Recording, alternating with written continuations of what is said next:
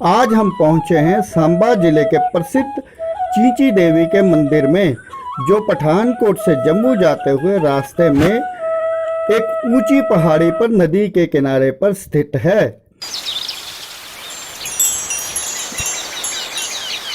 मंदिर के प्रवेश द्वार में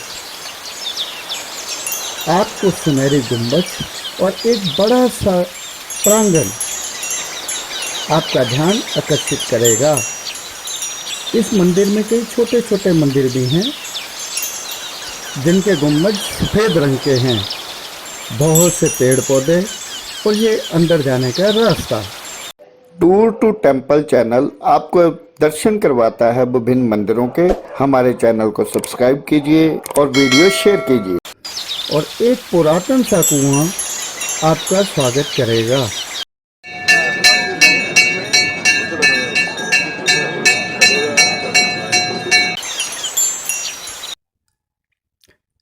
मंदिर की सीढ़ियां ऊपर चढ़कर आप एक बड़े से हॉल में प्रवेश करते हैं, जहां पर हमारे पुराणों पर आधारित चित्र लगाए गए हैं।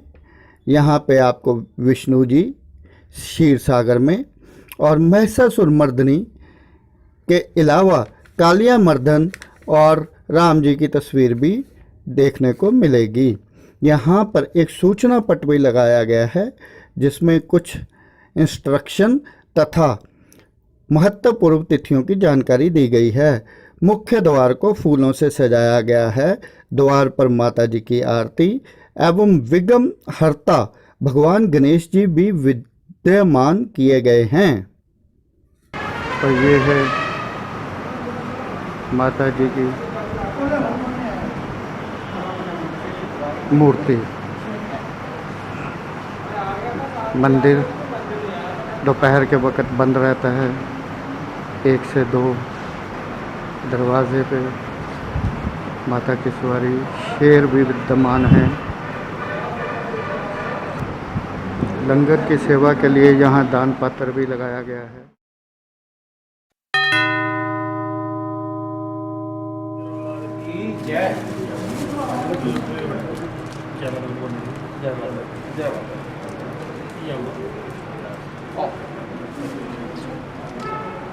जय कल्याणमस्तु कल्याणमस्तु कल्याणमस्तु। बच्चे पहचान लो। जय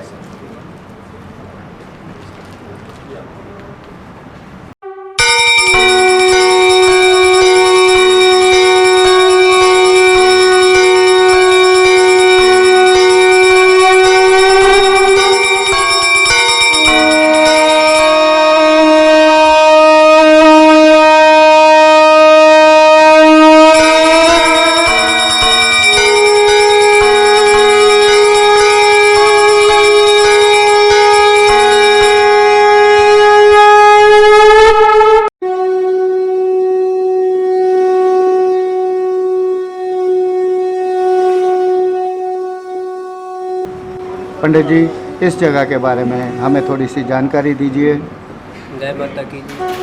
ये गांव सांबा का एक नंदनी नामक गांव है, जहाँ पे एक छोटी सी पहाड़ी है, उसके ऊपर चीची देवी का स्थान है। ये चीची माता नहीं है, इसको कुल देवी के रूप में मानते हैं। ये छोटी बच्ची थी क्योंकि इसको देवी के रूप में दिया गया। जैसे कि ये महाजन बिलात्री की मेल लगती है हर नवरात्रों की अष्टमी में, जहाँ पे चीची देवी की मेल लगती है। तो जहाँ का महत्व क्या है कि कोई भी चीची देवी के आगे प्रार्थना करे कि किसी को स्किन की प्रॉब्लम हो या किसी को मौके वगैरह होते हैं वो हो, तो इससे जो मन्नत करते हैं लोग, उनसे बहुत जल्दी ये राहत देते हैं। जैसे आपने बताया कि नवरात्रों की अष्टमी को यहाँ हाँ जी। एक खास प्रोग्राम रखा जाता है।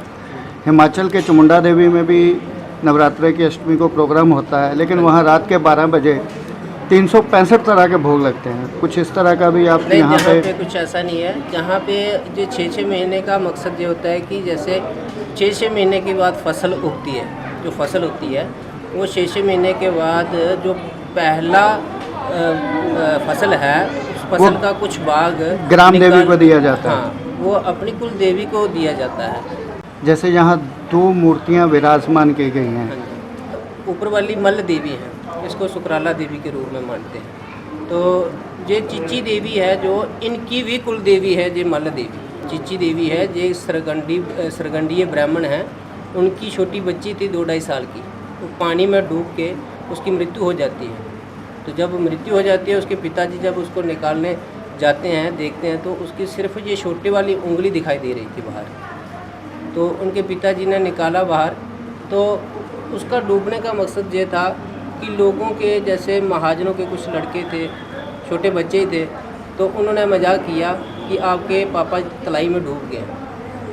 जहाँ साथ में एक तलाई है, उस तलाई में वो आते ही छलांग लगा गई। उसके पिताजी उधर नहीं थे, तो जैसे ही पिताजी ने देखा, उनको निकाला बाहर, तो उनको श्राप दिया कि आपको ये कुल देवी के रूप में इसको मानना पड़ेगा। तो तभी से ये मान्यता है कि इनको कुल देवी के रूप में मानना पड़ता है। जय माता दी बाबा जी। जय माता। मंदिर में एक छोटी सी प्रदर्शनी भी लगाई गई है। ये है देवी के जन्म स्थान के बारे में बताती हुई झांकी, देवी के बचपन को दर्शाती हुई झांकी, पिता और पुत्री का प्यार, देवी खिलौनों से खेलते हुए बचपन में अपने पिताजी के साथ जाती हुई देवी पानी में गिर गई थी। पानी में गिरने के बाद भी उनकी चीची उंगली दिखाई दे रही थी। देवी के मृत शरीर को उनके पिताजी ने बाहर निकाला और उपस्थित लोगों को उन्होंने श्राप दे दिया। अपनी बेटी को कुल देवी के समान पूजने का आदेश देते हुए, और ये उनकी अंतिम यात्रा। और माँ देवी को कुल देवी के रूप में पूजते हुए लोग मंदिर के गर्भगृह से बाहर निकलते ही आपको वहाँ पे विशाल धर्मशाला मिलेगी, जहाँ पर यात्रियों के रहने का विशेष प्रबंध किया गया है। ये है उस तलाई का दृश्य जिसके बारे में पंडित जी ने अपनी कथा में बताया था। यहाँ पे देवी की मृत्यु हुई थी। इस जगह को अभी पक्का कर दिया गया है। आज भी यहाँ से देवी के नहलाने के लिए पानी लेके जाया जाता है। इस जगह के बिल्कुल सामने से ये मंदिर का भव्य दृश्य, आसपास में फैला हुआ जंगल इस मंदिर की खूबसूरती को और बढ़ाता हुआ। और ये मंदिर के ऊपर पहाड़ी में एक छोटी सी वाटिका की स्थापना की गई है, जिसमें 9 ग्रह के चित्र भी बनाए गए हैं। और यहीं पे आपकी यात्रा खत्म होती है।